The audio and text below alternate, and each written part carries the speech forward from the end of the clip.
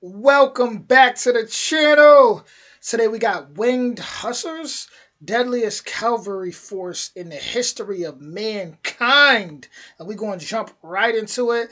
With that being said, we're smoking all my dragons, divine, righteous, almighty, greats, overachieving, never slacking. Now that I remember, I'm pretty sure Sabaton, the band, had did like a song to this that I reacted to. I'll put that at the end of this video. But with that being said, let's get to it. Here we go. Let me shout out the to Slav Paradise for posting this. And if you want to check out their channel, original link in that description. But here we go.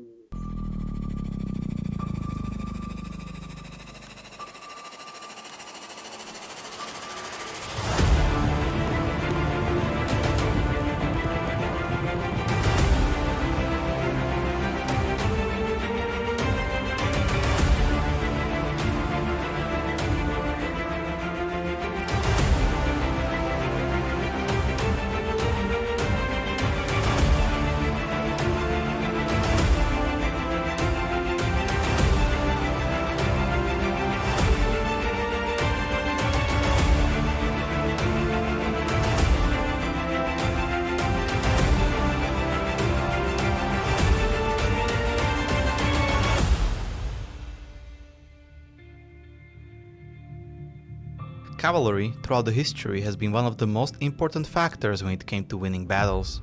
There have been a lot of famous cavalry units that have been romanticized in the ancient times, such as Persian cataphracts or companion cavalry during the reign of Alexander the Great. Both are noteworthy and have been important building stones of Persian and Macedon empires.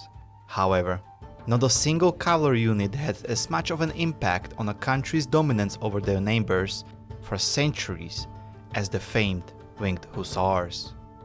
Winged Hussars were a heavy cavalry formation active in Poland and in the Polish-Lithuanian Commonwealth from the 1503 to 1702. They were a dominant fear-mongering hurricane of horses and steel, which made the Polish Hussars to be respected and held in a high regard even during the Napoleonic era, long after their disbandment. Their epithet is derived from a large rear wings, which were intended to demoralize the enemy during the charge and also just face it, because they looked unique and freaking cool. Contrary to the popular belief, Hussars originated in the mercenary units of exiled warriors from the Balkan region of Europe. Mercenary lancers of Serbian origin, known as the Raskians, were frequently hired to counter the Ottoman Sipahi and Delhi cavalry. In the 15th century, the Hussars based on those of Matthias Corvinus were adopted by some European armies to provide light and expendable cavalry units. The true Winged Hussar arrived with the reforms of the King of Poland and Grand Duke of Lithuania Stephen Bathory in the 1570s, and was later led by King John III Sobieski. Most Hussars were recruited from the wealthier Polish nobility known as Szlachta. Each Hussar, tovarysh, or comrade in English, raised his own pochet or retinue. Several retinues were combined to form a Hussar banner or company. Over the course of the 16th century, Hussars became heavier in character. They abandoned wooden shields and adopted metal-plated body armor. Hussars had to provide the arms and the armor for themselves and their retainers, except for the lance, which was provided by the king. The lance was the main offensive weapon of the Hussar and also the key reason for their successes on the battlefield. One of the reasons that the European armies were turning to firearms and away from the cavalry charges was the appearance of pikemen or infantry equipped with two-handed pikes. That infantry made the charges of lance-bearing knights largely obsolete. A knight's one-handed lance couldn't be as heavy as the pike and therefore had to be shorter. Consequently, the knights couldn't reach beyond the pikes, so charging was out of the question. But the winged horsemen found a way to get around this, a quite crafty one. They devised a hollow lance, something revolutionary at the time. Not only Having them wings on must have felt like such a, like you literally flying in the battle in your mind. Like it just must have felt like such an honor. Ooh, that's different. I ain't gonna lie, that's different. it was lighter than the traditional one, but it also broke less easily. That's right, according to the laws of physics, a hollow lance is more robust than a full one. Also, Thanks to the lower weight, the length could be extended. Suddenly, the Hussars' lance could be over 6 meters long, longer than a pikeman's pike, which averaged around 5 meters in length. There were reports of Hussars impaling up to 6 Russians or Turks with a single charge. Jeez. Moreover, the shabla, or saber in English, was carried on the left side, and several types of the sabers were known to winged hussars, including the renowned shabla husarska. Some hussars used battle axes and even war hammers. Later, they proved their adaptability when they embraced pistols. They protected themselves with an armor made of steel which was light, weighing around 15 kilograms. For riding, they used light Turkish saddles. The lightness of their attire allowed the hussar horses to gallop at full speed for a long time. The hussars used a special breed of horses. They were a cross between Polish and Tartar horses.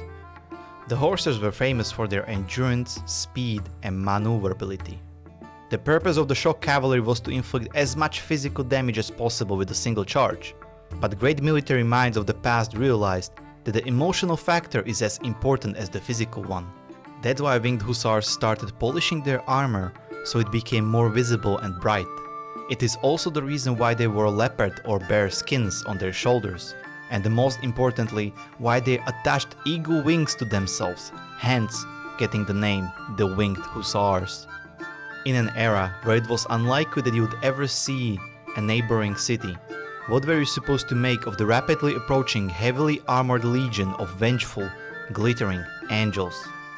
The only problem was that the only wealthy nobles could have afforded the hussar equipment and a horse. For example, the hussar horse was worth more than an entire village.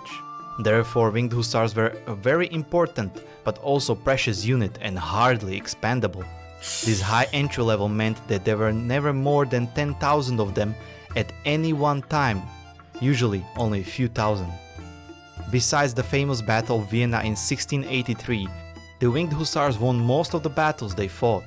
In 1610, at the Battle of Klushino, 5,000 winged hussars defeated the Russian army of 35,000 soldiers, and overwhelming. That's absolutely insane.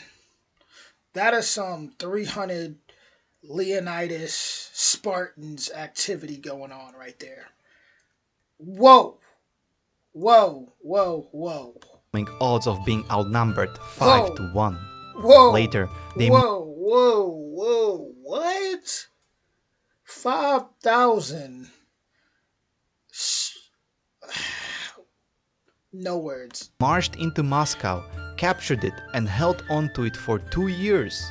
A feast that even the greatest military minds of history, such as Napoleon Bonaparte, and warlike superpowers such as German Empire in World War I and Third Reich in World War II, were unable to recreate. In 1621, at the Battle of Chochim, 45,000 Poles repelled the invasion of 170,000 Ottoman Turks. The Poles entrenched themselves and the Ottomans laid the siege. However, the winged hussars' counterattacks were devastating to the Ottoman army. On one occasion, 600 winged hussars charged against 10,000 Ottomans. They broke their lines and drove the Ottoman janissaries back to their camp. Perhaps the most famous was the Battle of Vienna in 1683. The Ottoman Empire was just days away from conquering Vienna and putting the Christianity in the Europe in danger, possibly establishing a new hegemony over the Central and Christian Europe. However, the king of Polish-Lithuanian Commonwealth, John III Sobieski, arrived just in time to save the day. He led 18,000 horsemen to charge down the hills, which became the largest cavalry charge in history. The victory was so decisive that it eventually led to the decline of Ottoman Empire and created a power vacuum in the region, which was later used by the Austro-Hungarian Empire. In 1694, at the Battle of Hodov, 400 winged hussars stood up against the 40,000 Crimean Tatars and defeated them. The Poles nicknamed the battle the Polish Thermopylae. The end of the hussars' glory came a few years after their greatest victory at the Battle of Vienna. In 1702, at the Battle of Klishov, the Swedish army led by the famous Charles XII destroyed the winged hussars. It was the signal of the downfall of the famed cavalry. After nearly 2 centuries of dominance, the adversaries of Polish-Lithuanian Commonwealth started adapting and learned how to counter this unstoppable force of steel and flesh. The Hussars' opponents began using so-called Frisian horses. These were spiked obstacles that stopped cavalry charges. The firearms improved rapidly and caused more damage to the horsemen. Their reputation had also suffered, as the quality of the soldiers seeking to join them visibly decreased, as well as the slumping Polish economy were the main reasons behind the end of the Hussars. From then on, the winged Hussars took only part in ceremonies, as they became too expensive to raise and obsolete in the new modern warfare, which led to the public giving them a mocking nickname, the funeral soldiers. The Polish parliament abolished them in 1776. Yet, after the partition of Poland, the tradition of skilled hussars lived on, some of which kept a fear-mongering reputation while serving in Napoleon's armies. Today, the hussars are but a memory that conjures the lost glory of Poland's early modern period. Some of their accessories have become prized elements of the museum collections. At Kornik Castle, there are 3 lances. At the Wawel Royal Castle, you can see a winged suit of armor, while on display at Warsaw Polish Army Museum is an ornate hussar's horse stack for parades. The Polish hussars are depicted on the commemorative 200 złotych gold coin, and the badge of the Polish Army's 1st Armored Division is inspired by the armor of the winged hussars.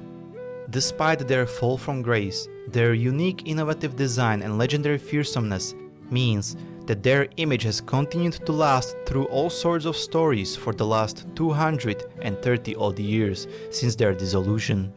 No doubt, the Hussars will continue to inspire many for years to come. The winged Hussars were the deadliest cavalry in the history of humankind. They won most of the battles they fought, even when outnumbered by the enemy. The sight of the winged Hussars inflicted fear in the hearts of the opponents. They achieved a legendary reputation. The stories about their feats circulated across Europe, Russia, and the Ottoman Empire. Everyone knew and feared the angels of death.